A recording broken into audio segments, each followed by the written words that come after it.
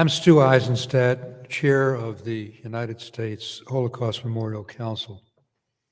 Council Vice Chair Allan Holt, Museum Director Sara Bloomfield, fellow council members, United States officials, members of the diplomatic corps, Jewish communal leaders, honored guests, our large global virtual audience joining us online, and most especially our cherished Holocaust survivors.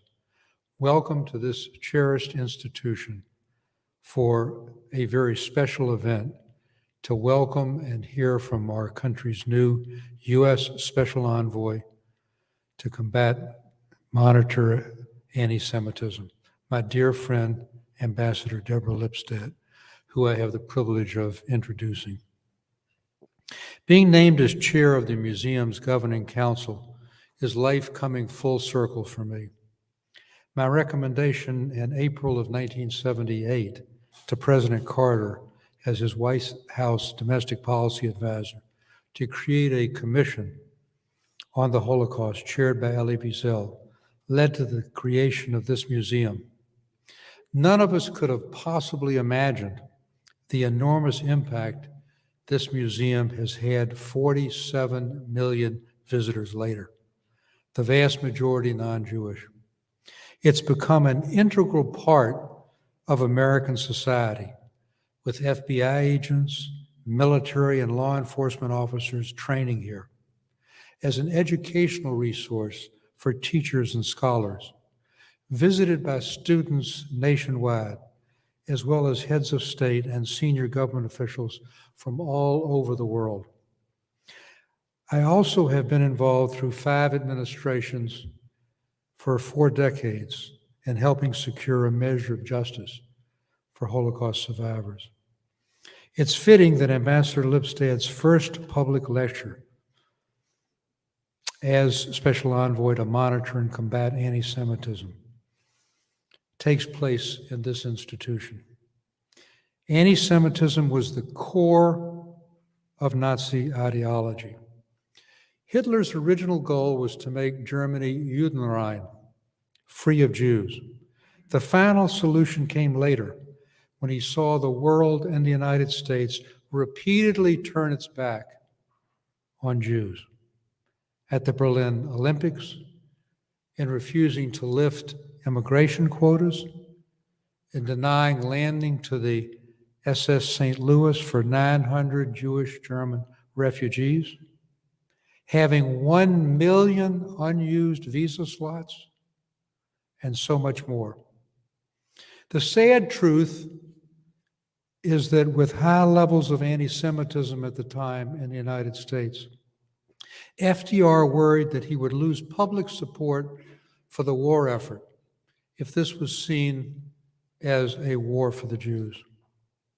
When I was U.S. Ambassador to the European Union in Brussels, my late wife Fran and I could always tell during our visits throughout Europe where the synagogues, Jewish day schools, and community centers were located, with their armed guards and cement blocks for protection.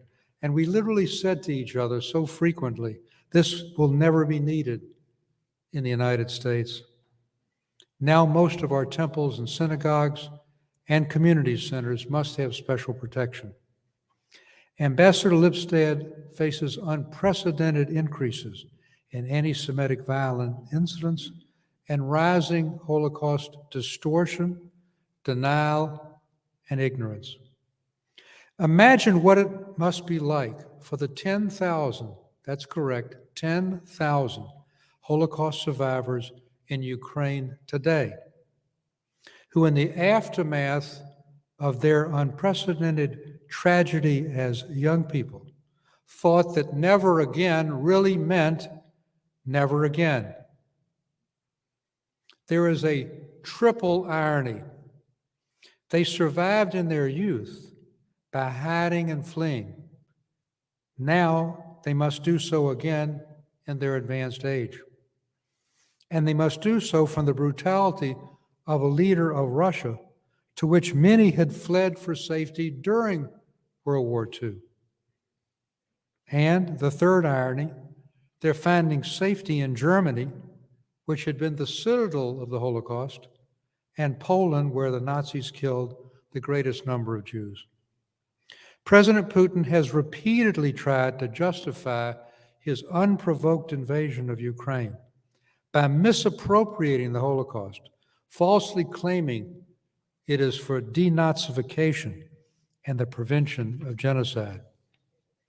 In 2004, our government had the wisdom to create the role of Special Envoy to monitor and combat anti-Semitism at the State Department. And recently, this position has been elevated by Congress to the rank of ambassador. President Biden is to be congratulated for appointing the right person at the right time, who is uniquely suited for this critical position, Deborah Lipstadt. Our friendship goes back decades to my own roots in Atlanta, where she's been the distinguished DeRote Professor of Modern Jewish History and Holocaust Studies at Emory University. We worked together at the Defiant Requiem Foundation, whose board I chair, which honors the artistic revolution at the Eizenstat concentration camp. Deborah has a special relationship to this great museum. More than 30 years ago, she helped create the sections on American responses in our permanent exhibition. As a member of our governing council, she has chaired our education and academic committees and was the inaugural chair of our committee on Holocaust denial. She was awarded 2 prestigious fellowships at our Jack Joseph and Morton Mandel Center for Advanced Holocaust Studies.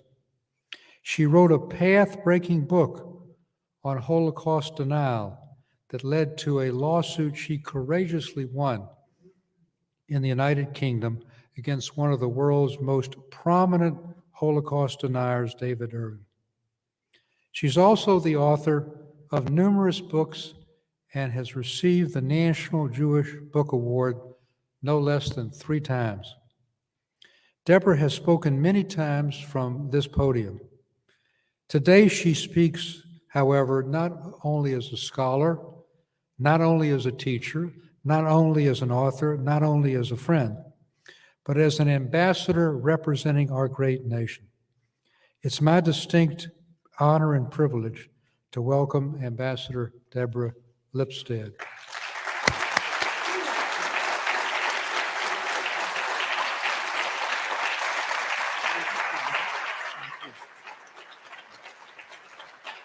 Thank you.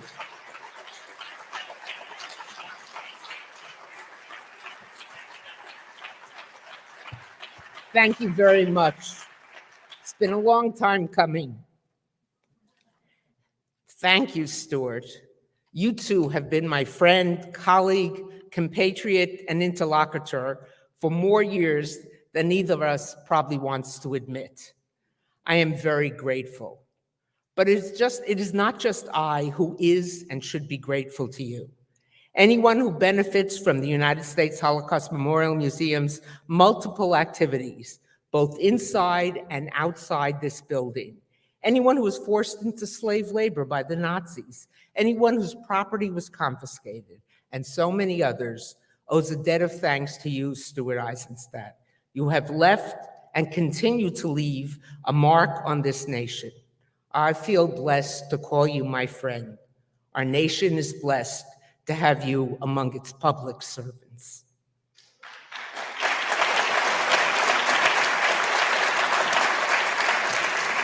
Friends, I begin to talk about anti-Semitism in a strange fashion, with a joke, though one with exceptionally legitimate bona fides. It is one that I first heard in Moscow in 1972 on Rosh Hashanah night, when I was spending the holidays with some of the earliest refuseniks, those who had been denied permission to emigrate from the USSR. After a festive holiday celebration, 2 of them were walking me back to my hotel. It quickly became evident that we were being trailed by the KGB. They were acting in an obtrusive manner with the apparent objective of spooking me and my traveling partner into telling other foreigners not to come visit refuseniks. I asked my hosts how they endured being followed and harassed, fired from their jobs, having their children shunned at school, and having longtime neighbors suddenly too frightened to speak to them.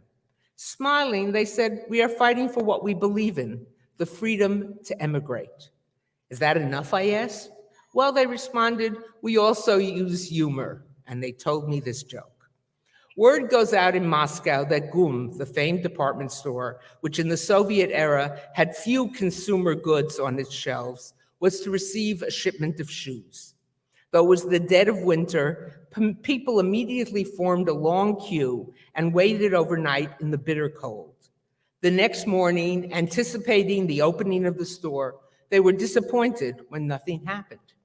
Finally, the manager stepped out and announced, "There will not be enough shoes for everybody online. Jews don't get shoes. Jews go home." So the Jews dutifully left the line and went home. After an hour or two later, he stepped out again. He said, "There will not be enough shoes for everybody in line. Non-Communist Party members go home." So they too left the line. He subsequently sent all the non-veterans of the Great Patriotic War home, then all who did not receive medals in the war, and those who had not been wounded. Finally, as darkness fell on this bitter cold day, with only a few medal-bedecked disabled veterans left, he announced, "No shoes, everybody go home." As two of these elderly veterans limped away from the store, one said to the other, "Those Jews, they have all the luck." I share this joke not just because it came to me from two people who had exposed themselves and their families to overt anti-Semitism because of their desire to emigrate, but because it also illustrates the irrational and absurd nature of anti-Semitism. Anti-Semitism is a prejudice, and like all prejudice, it is as all prejudices are by their very nature, irrational. Think about the etymology of the word, prejudge. Don't confuse me with the facts. I know nothing about you other than your race, religion, or sexual orientation. Yet, based on that, I determine your worthiness, character, morals. I know who and what you are. The prejudiced person attributes the bad characteristics of a member of the group to the entire group.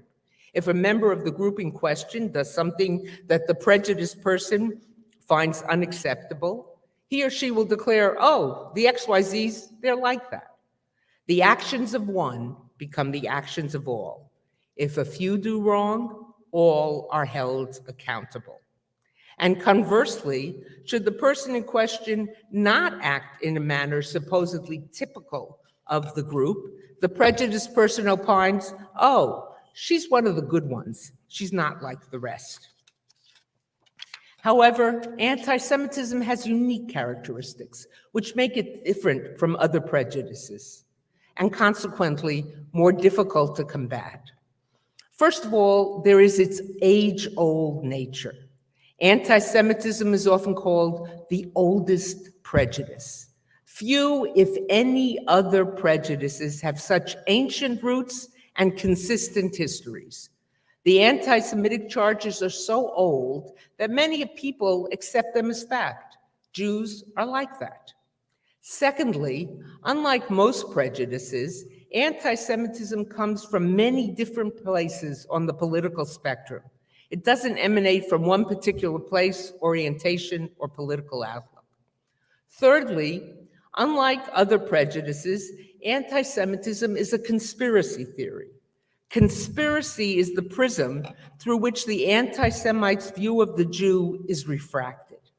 Anti-Semites, convinced that Jews use their wealth, power, and smarts to wreak havoc on the non-Jewish world, find the Jewish hand in any deleterious event in history. Anti-Semites begin by being convinced that Jews have engaged in conspiracy and seek to determine the precise nature of that conspiracy. But today, in an atmosphere rife with conspiracies, we see the mirror image of this. Many people assume that a conspiracy is at the root of some bad turn of events, COVID, political wrongs, financial mishaps, and they go out to seek a group whom they believe has the power, wealth, and malicious qualities capable of engineering this particular conspiracy. Unlike the anti-Semites, they don't begin with the Jews, but they end up with the Jews. Finally, one of the other unique characteristics of anti-Semitism is the phenomenon of punching up and punching down. Most prejudices posit that the reviled group is lesser than the rest of society. For instance, let's compare it to racism. The racist opines, should people of color move into our neighborhood, there goes the neighborhood. If their children go to our children's school, there goes the school. The racist reviles the person of color as of lesser value than themselves. They punch down in order to keep that person, the person of color, down. So too does the anti-Semite punch down, saying that Jews are dirty, Jews are revolting, Jews spread disease. But he also punches up. Let me explain. Jews, the anti-Semite is convinced, are richer than, more powerful than, more able to control matters than the rest of us. They revile the Jews, but they also fear them. And it is this fear of the Jews' putative ability to control society and cause harm to the non-Jewish world that determines for the anti-Semite that the Jew must be fought and fought assiduously. Against this framework, my the title is From Professor to Ambassador. Let me move from the professorial to the analysis of contemporary events. No one in this audience or watching online will be surprised by my observation that there has been a notable spike in anti-Semitic events. But it's not just anti-Semitic events and incidents that are a matter of concern. Too many people, organizations, and institutions do not take anti-Semitism seriously. They fail to include it in their litany of legitimate prejudices and prejudicial hatreds. They wonder, what is it that Jews are complaining about? After all, they're powerful. They have no reason to complain. Conversely, too, often, when there is an act of anti-Semitism, those who condemn it cannot bring themselves to focus specifically on this particular prejudice. They condemn anti-Semitism together with all other acts of prejudice. It's as if anti-Semitism is not a true outrage and cannot stand alone as something of real concern. We must acknowledge, as I mentioned just a moment ago, that anti-Semitism does not come from one end of the political spectrum. It is ubiquitous, and it is espoused by people who agree on nothing else, or better put, disagree on everything else. This does not mean that all threats are of equal severity. Sometimes the threat from one group might be more severe than that from another. One of the striking features, however, of this ubiquitous nature of anti-Semitism is, irrespective of where it's coming from, it relies on the same template of charges. Too often, of course, many of us realize the anti-Semites use Israel as a foil for their anti-Semitism. They couch or camouflage their anti-Semitism in attacks on Israel. We're not attacking Jews, we're criticizing a sovereign state, they assure you. Let me state something that which the United States government has repeatedly affirmed.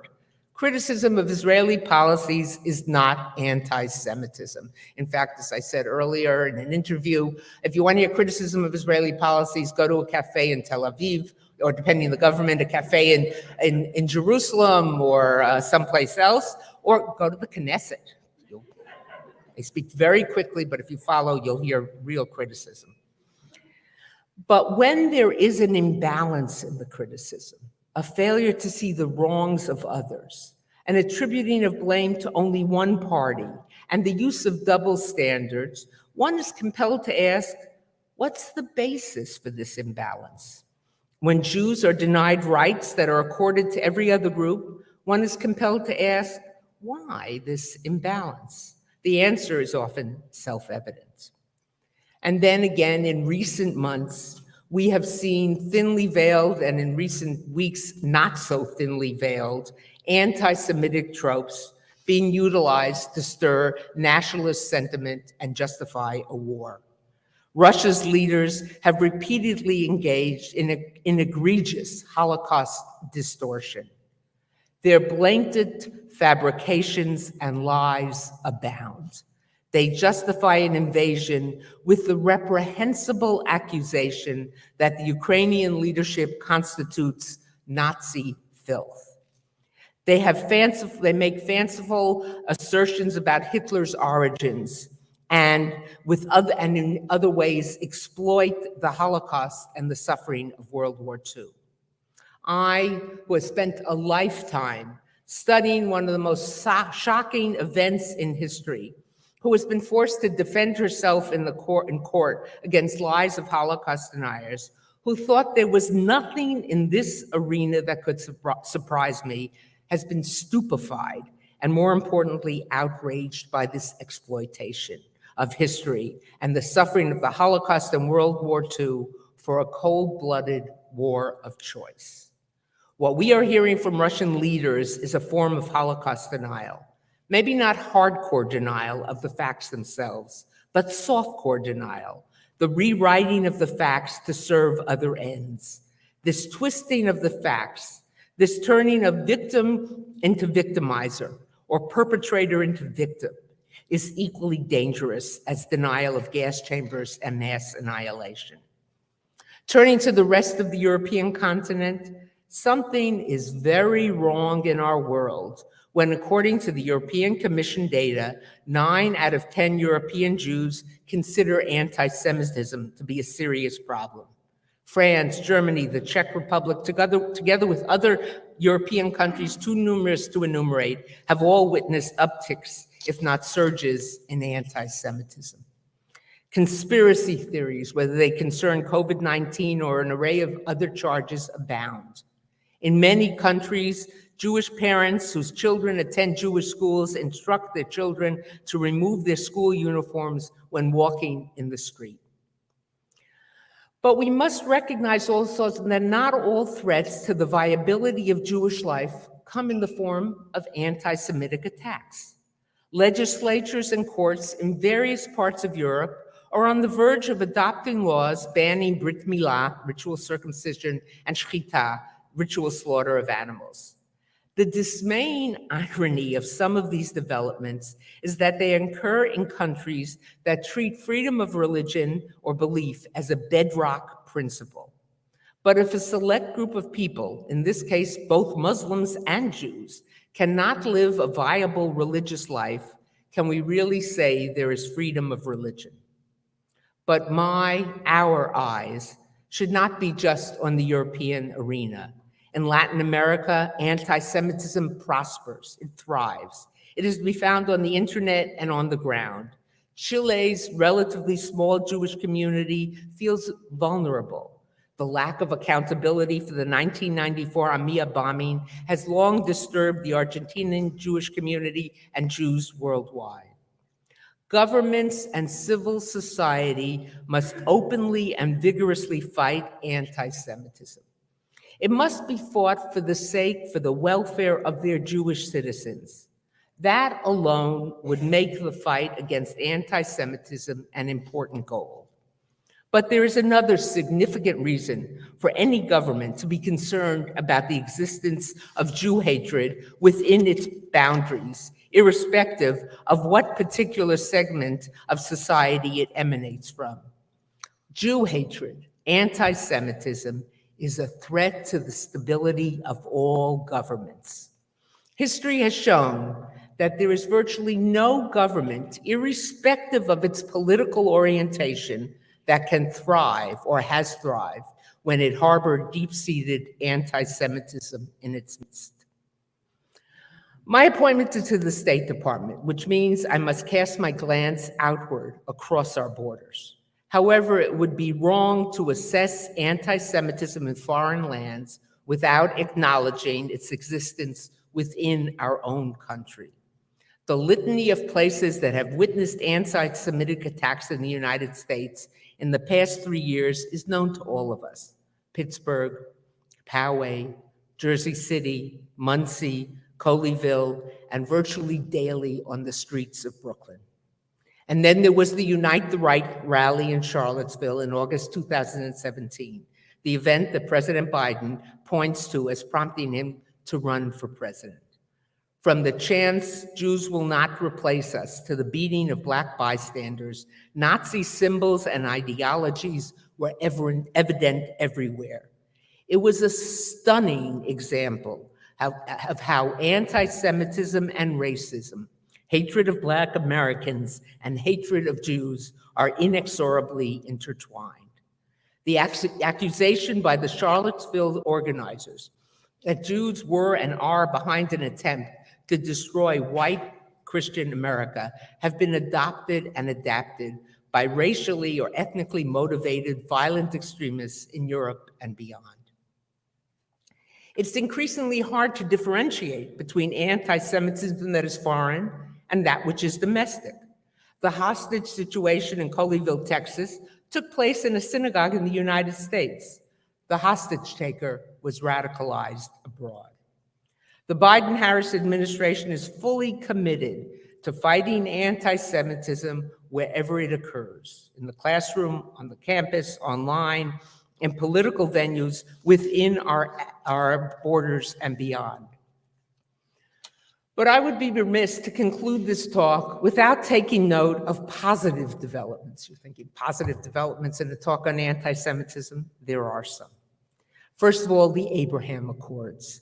They constitute an important initial step in the normalization of relations between some Muslim-majority countries and Israel.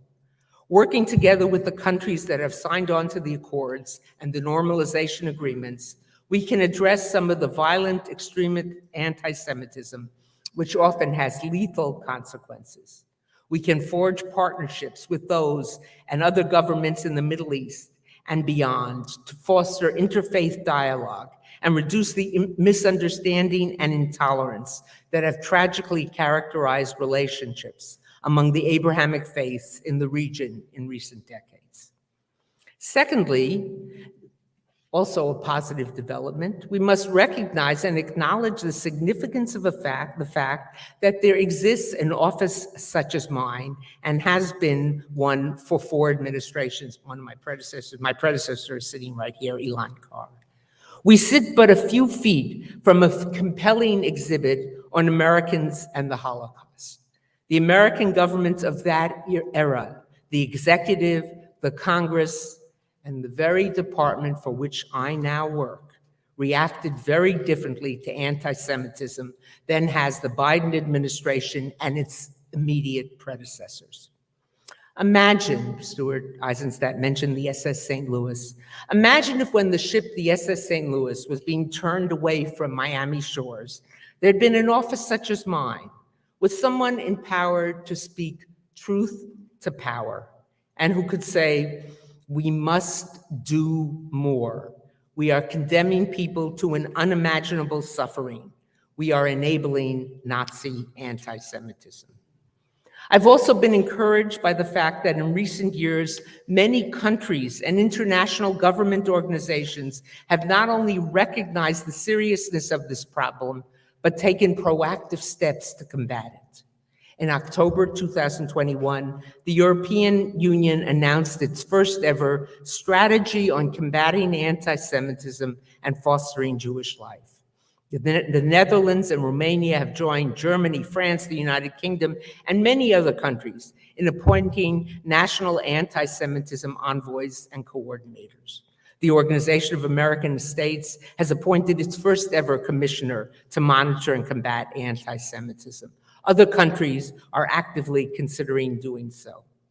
Some of you may be familiar with the semi-jocular concept, half a consolation, chatzina chama.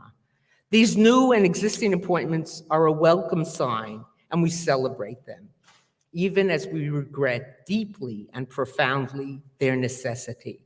It is akin to having an office to monitor and coordinate the fight against COVID. We are glad it exists, but sad that it is necessary. We yearn for the day when positions such as the one I am honored to occupy and the many others like it become moribund and are legislated out of existence because the problem they have been delegated with combating has been resolved. Until that day, and I'm too much of a historian and a realist to imagine it will come in my lifetime, I resolve to fight this plague with every fiber of my being. I am deeply encouraged by the support my office has received from the President, the Vice President of the United States, the leadership of the State Department, and a remarkable bipartisan affirmation by the United States Congress. Though that support fills me with gratitude and with resolve, I am even more strengthened and encouraged by the knowledge that a multitude of people are hoping, and dare I say, praying for me to succeed. This past Shabbat, my first as special envoy, in synagogue, the rabbinits introduced the prayer for the American government and its officers and leaders by noting my presence and that I was among those being prayed for. I thought I could ask for nothing more. But in truth, there is something more I can ask for. A few days ago, State Department officials asked me if when I took the oath of office, I wanted the phrase, "So help me God," to be included. Without a nanosecond of hesitation, I said yes. I subsequently explained that with the task facing me, I needed every bit of support I could muster, irrespective of whether it came from earthly or heavenly venues. I know I have the former. I pray for the latter. Thank you very much.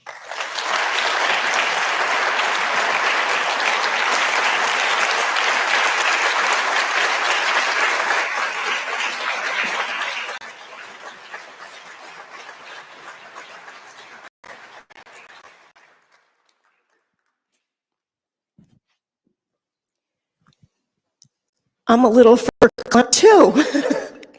We've known each other 35 years. I'm Sara Bloomfield. I have the privilege to direct this museum and be a friend of Deborah's and many of our colleagues in the audience here. So just going to ask you a few questions. You touched on so many important things in your remarks, and we've talked about a lot of these issues over the years. But I want to talk about free speech. Because in history, we both think about history all the time, it's generally been better for Jews where there is free speech. And you talked about conspiracy theories, but always all the things around Jews center around conspiracies and power. But we also know that all human beings are susceptible to fear and resentment and looking for scapegoats. And Jews have been a very convenient scapegoat. So in light of the unprecedented power of social media, what are your thoughts? I'll ask you just two questions. One, about speech in general. For example, I know you know that Europe makes Holocaust denial in many countries is a crime. So that's one interesting free speech question. And another is, how do we handle this powerful tool of social media in light of anti-Semitism? It's a tremendous problem. Obviously. I'm an advocate for free speech, and in fact, I think it was an editor at the Washington Post, when he heard that I was against outlawing Holocaust denial, he said, "That's a man bites dog story," because everybody would have assumed the opposite. But I'm against it for two reasons. First of all, that pesky thing we call the First Amendment, which, as far as I know, is still in operation. But more importantly, sometimes I think that outlawing things like Holocaust denial turn them into forbidden fruit, so they become more attractive. Why is this being outlawed? And in fact, in my lawsuit, we relied on a A-team, absolute A-team of historians to be our witnesses.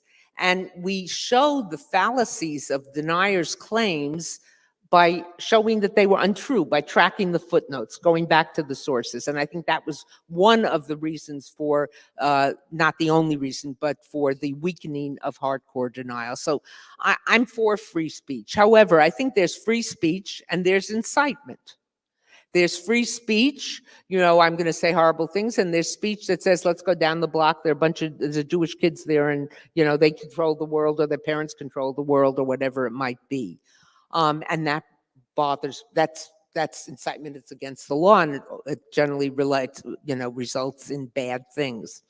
In terms of social media, people have often asked about the uptick of the surge of anti-Semitism in recent years. And I think part of it is social media.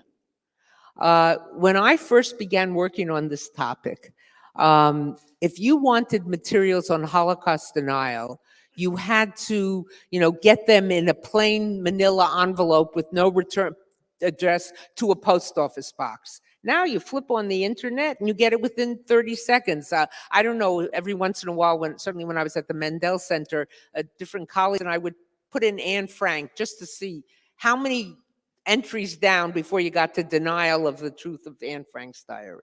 So it is a real problem, and it calls for the private sector to be responsible about this, and sadly we aren't seeing it. So I see that as a very bleak development. I'm sure you'll fix it. From your mouth to God's ear. So just to go back to the hardcore, softcore topic you talked about and denial, you've talked about these new trends, minimization, distortion, which might not be exactly anti-Semitism or initially. Can you talk about why they are dangerous or so potentially dangerous? Well, they may not seem to be anti-Semitism, but many of them, we saw that certainly in recent days coming out of the Kremlin, sort of turned the victim into the victimizer. The Jew deserved this. The Jew collaborated. We've heard this for many years, the German Zionists, because there was an early agreement between the German Zionist organization and the German government about what's called the Havara, transfer agreement, for Jews to get, without going into all the details, to allow Jews to take some of their property out. That has spawned the myth that the Zionists cooperated with the Nazis, which is complete. It's not only fabrication, it's disgusting. Because it suggests that Jews wanted Jews killed, and so we see so much of that. Or in certain countries where we see, a refusal to acknowledge that there were collaborators in the midst. There may have been rescuers, and many rescuers. This is hard stuff. It sounds sort of silly to put it that way, but this is really difficult. And one of the things it demands is honesty. That's why I talked about domestic anti-Semitism, even though it's not really my remit.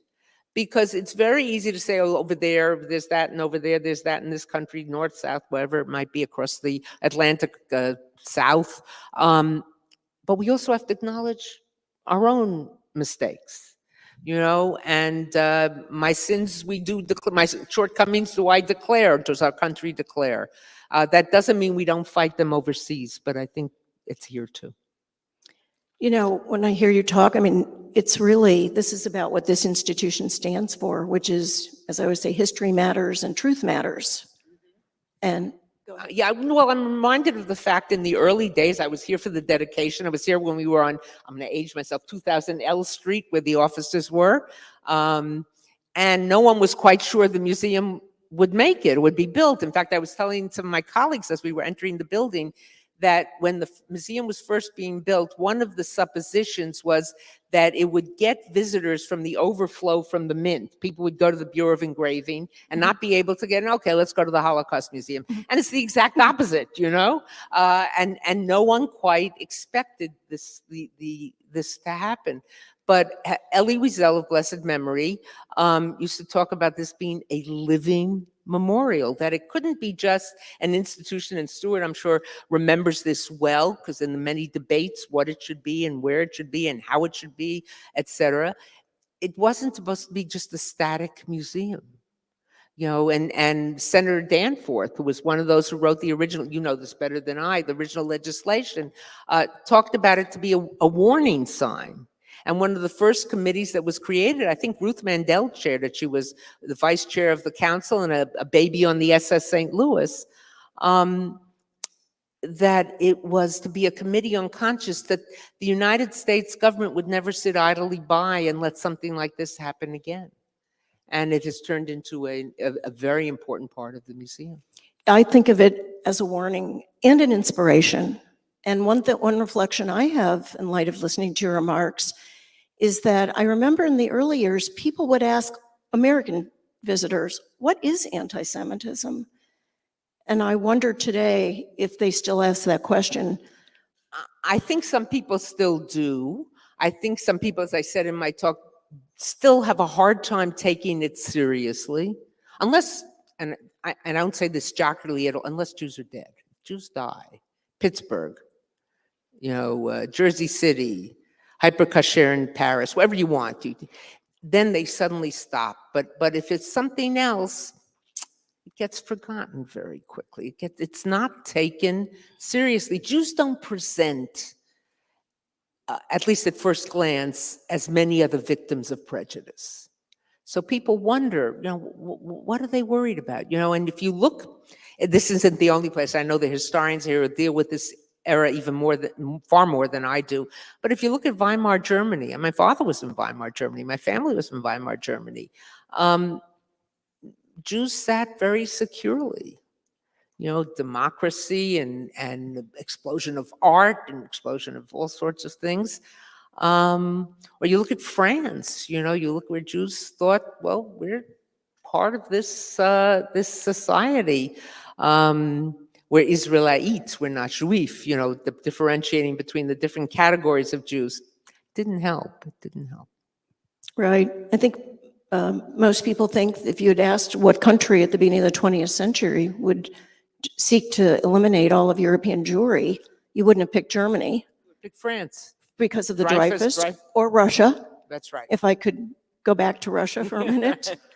I do want to go back to Russia because you brought it up, and I've been thinking a lot about Lavrov's comments and everything you said about conspiracy theories and international Jewish power, whether it's on the right or the left. Doesn't matter, secular, religious country, doesn't matter. And I keep thinking about the Protocols of the Elders of Zion, which way predated Nazism, but which you can buy anywhere in the world right now. So one of the questions I have for you is, anti-Semitism is so adaptable and so resilient that even after the Holocaust, you have new forms.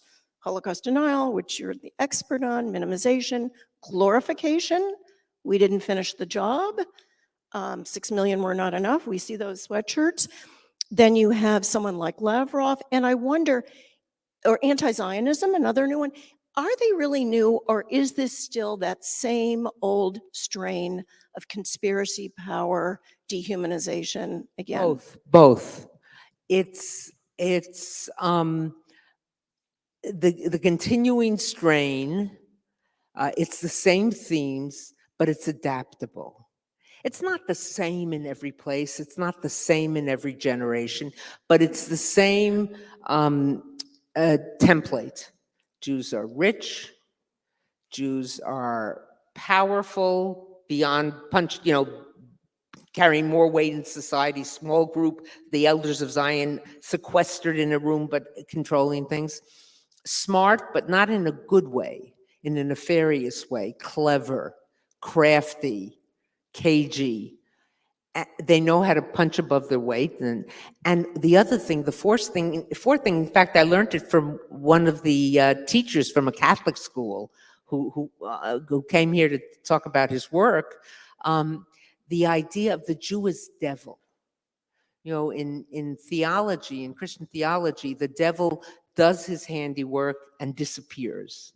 And you don't know you've been hit by the devil till they've left. And that, of course, moves out of theology into contemporary views of the Jews and non-religious Jews and anti-religious Jews' views of the Jew. But the Jew is the puppeteer.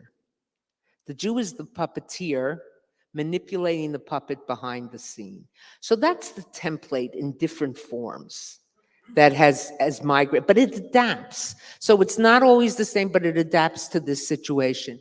It's like a virus, like a terrible virus that you have. There are viruses that people have had now. Some of them can be treated, but that lie dormant in your body.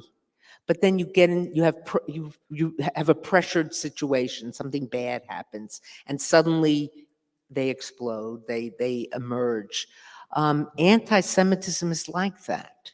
It lies dormant in the society, but when there's a pressure, when we need someone to blame, it often is the one to blame. It's what to say. I think I often call it an ineradicable disease.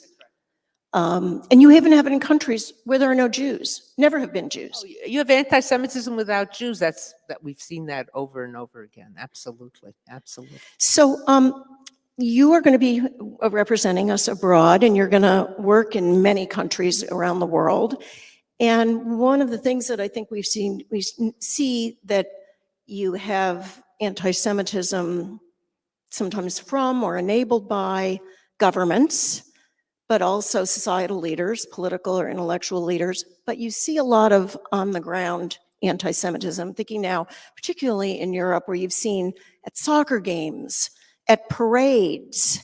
So there's a bottom-up and a top-down element to this. So when you think about your role, obviously you're going to work with governments, but is there a possibility that you would work with governments to bring in more of that bottom-up through thinking about NGOs or thinking about the business community? I mean, does this have to be a whole of society effort to tackle a problem of this magnitude? I will work with anyone, anywhere, any place, with the terrific team that I have at the State Department to address this. And I think you have to take a holistic approach. If you're only going to deal with governments, you're going to miss a whole stream. If you're only going to deal with, the bottom layer of society, street anti-Semitism, you're going to miss a whole stream. It's ubiquitous. It's everywhere. But it's something that has to be fought, as I said in my talk, not just for the welfare. Certainly, if it was just affecting the Jews in your society, it's good enough. It's a portion of your population that is under threat, that feels uncomfortable. 9 out of 10 Jews. So let's say it's only 6 out of 10 Jews who feel uncomfortable. Friends, that's bad enough in the European continent. And you have to address it everywhere. There's a saying, if you try to grab too much, you grab nothing, end up grabbing nothing at all. So obviously there's going to be a limit to what we can do, but I'm really hoping that in addition, as I said in my talk, not just to putting out fires, but to building on some of the positive things. And speaking of building, I have a gift for you, Sarah, for the museum. This is a Deutsche Reise passport, Deutsche Reich passport, a Third Reich era passport, which was given to me, I'm embarrassed to say, 35 years ago by a family who had it in their possession and said, you could use this better than I. And as I was preparing to come to Washington and trying to clean up the havoc, which is my desk, and somehow I still managed to create, anytime I cleaned it up, I can't get anything done because I don't know where anything is. But in one of my files, I found this passport. It belonged to a Dr. Ludwig May. In the passport, his name reads Ludwig Israel May, because he had to add that to his middle name. He was a passenger on the SS St. Louis. The passport had written in, he sailed on the SS St. Louis. And I felt, doesn't belong in my files, belongs here. And your team has done some amazing research and found out his backstory, what happened to him. Yes, you let us know this yesterday, and our amazing team started connecting some dots in our archives. And just because we are a memorial, I wanted to say what we found about Ludwig May. He was a German lawyer who was interned in Buchenwald, realized he had to get out of Germany very fast, got on the St. Louis.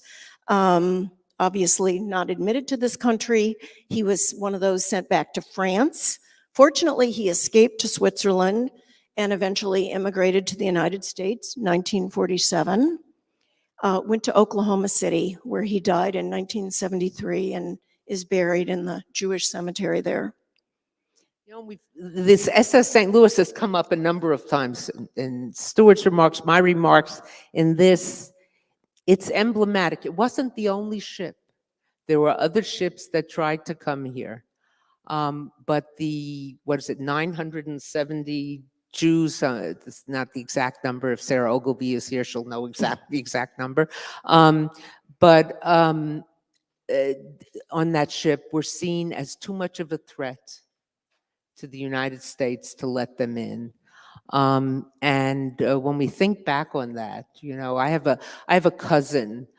He's lived in Israel for many years, but he and his family left Germany, I think in February 39, so quite late after Kristallnacht. And they came to this country, went to Brooklyn College, majored in math, was a math genius, but eventually went to Israel and got his PhD at the Hebrew University, became a professor at the Hebrew University, a specialist in game theory. And about 10 years ago, a little more than that, he won the Nobel Prize. Robert Alman, Johnny Alman. And when he went to collect the Nobel Prize, he took to Stockholm, he took with him every member of his family, his children, spouses, grandchildren, and there weren't great-grandchildren then. And I think they were about 45 people who went back. So it's a reminder to us of what was lost, not just in numbers, but in quality of people and what they could have accomplished. We can't let those kind of things happen again. I think the most meaningful thing about your giving it to us on this particular day is what you said in the end of your remarks. And that is that, as you mentioned in our exhibition on Americans in the Holocaust, it shows that the very American agency that you now represent as one of a high official, the State Department, was then working to keep Jews and other refugees out of this country. And so maybe that is back to your optimism. We could end on your optimistic note. I know you like to go there. Yes, well, you know, if you're not optimistic, you can't fight this fight. But seeing an institution like this, I was here on the day it opened, and we were all amazed. But our amazement hasn't stopped since then at everything that it accomplishes, and that's a great deal tribute to you and your team. And I thank you for having me here. And I couldn't have thought it, when your invitation came, I couldn't have thought of a better place to make my inaugural address. So, well, it's been our honor, Deborah. Thank you so much.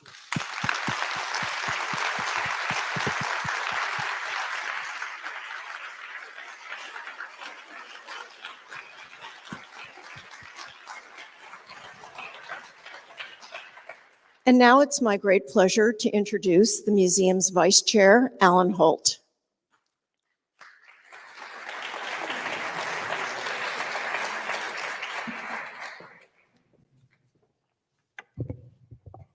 Welcome, everybody, both in person and virtually. Thank you, Deborah, for your lecture, and to you and Sarah for that fascinating conversation that gives us a lot to think about. And Deborah, on a personal note, as the son of two survivors, I want to thank you for your willingness to embark on this vitally important challenge. My parents are sadly no longer with us, but I know they would be quite stunned to see a world today where anti-Semitism and other forms of hate are actually on the rise. Your courage, many things prepared you for this moment. Your extensive scholarship, examining a range of topics, including anti-Semitism during and after the Holocaust, your remarkable teaching career, inspiring many students, some of whom have studied and worked at the museum. Your courage and perseverance during your trial, where so much was at stake for both survivors and humanity at large. Truth is not self-perpetuating. It requires constant vigilance by people and institutions who actively stand up to defend it from those who would deny or distort it to serve their purposes. We are not alone in thinking Deborah brings special expertise to your new role. One of the endorsements from her book, Anti-Semitism Here and Now, said, "To say anything worthwhile about anti-Semitism, you need calm, lucidity, intelligence, and a faultless moral compass." Deborah Lipstadt has the entire skill set. Another wrote, "Anti-Semitism comes in different shades, all of them ugly. To fight this abomination in all its shades, Lipstadt has given us a sage, sober, and lucid manual." I know I speak for all of us present in saying that we recognize your task will be a daunting one, and we wish you enormous success. We will conclude our program with the voice of someone who has a unique understanding of anti-Semitism, having endured its most consequential manifestation, the Holocaust, a time when hate and killing were rampant and the world was silent. It is now my great honor to introduce Peter Gorog. Born in Hungary, Peter is one of approximately 60 survivors who volunteer at the museum, translating archives, supporting education projects, and most importantly, sharing their story with countless visitors in person and online. Peter?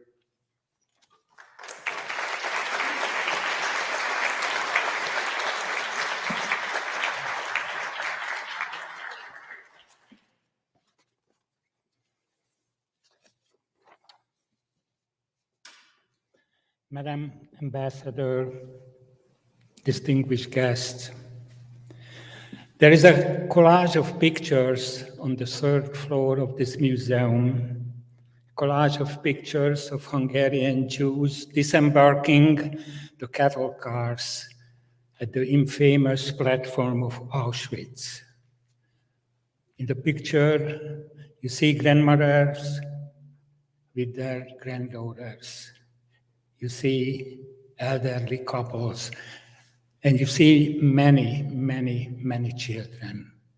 Children who never had a chance to grow up, children who never had a chance to become engineers like me, or teachers. Children who never had a chance to have 45 relatives going back to Israel. When I see those pictures, I remember when the pictures were taken, 1944 summer, when in a matter of 3 months, more than 440,000 Hungarians were shipped to Auschwitz, and hardly anyone survived. Among them were children. 1.5 million children perished during the Holocaust. I could have been one of them if it weren't for my mother's exceptional bravery and determination to survive. I have very little personal memory of the anti-Semitism and the anti-Jewish laws in Hungary at the time when my parents got married and I was born. But I know my parents, what they had to endure. I know it because I have the taped interview of my mother. I have the postcards my father sent from the slave labor battalions.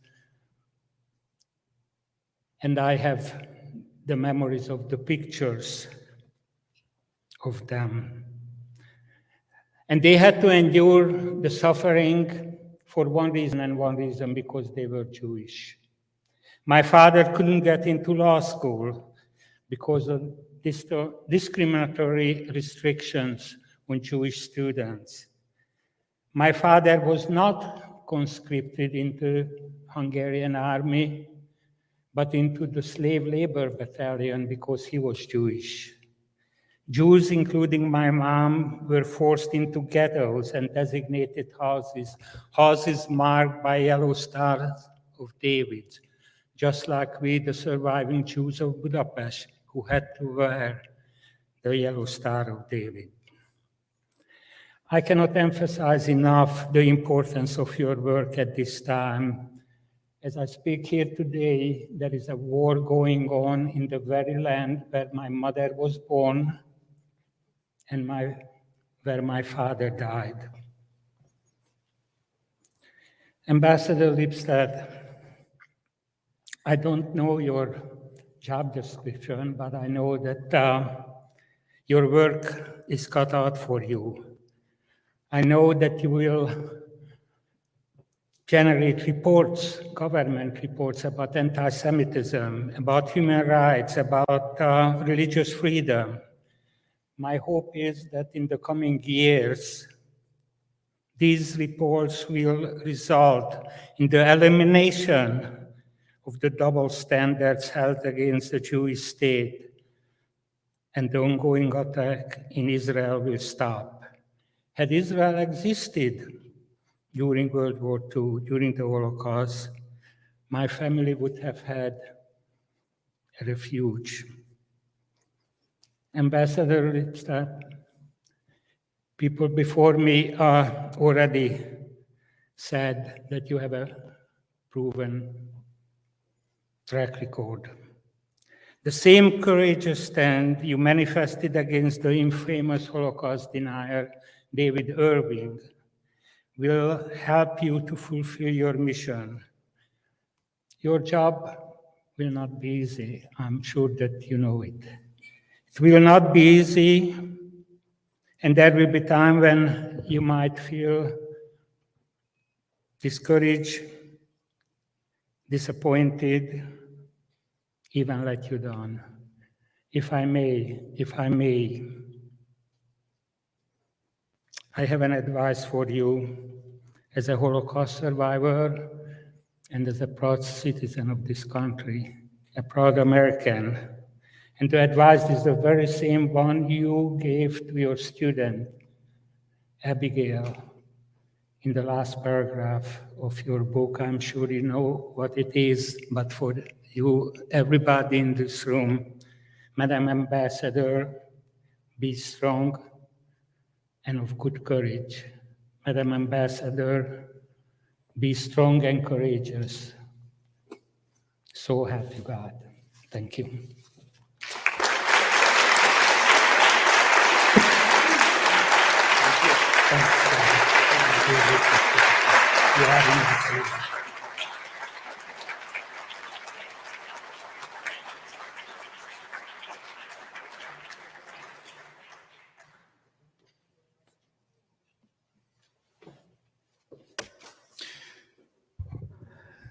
Thank you very much, Peter, and all the survivors here today.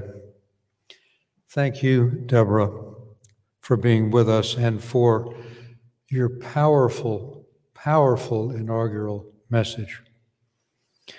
As Allan said, we wish you much success. We could not have a better special envoy to monitor and combat anti-Semitism at this critical time than you. Thank you to our guests for being with us, and this concludes a remarkable program. Thank you very much.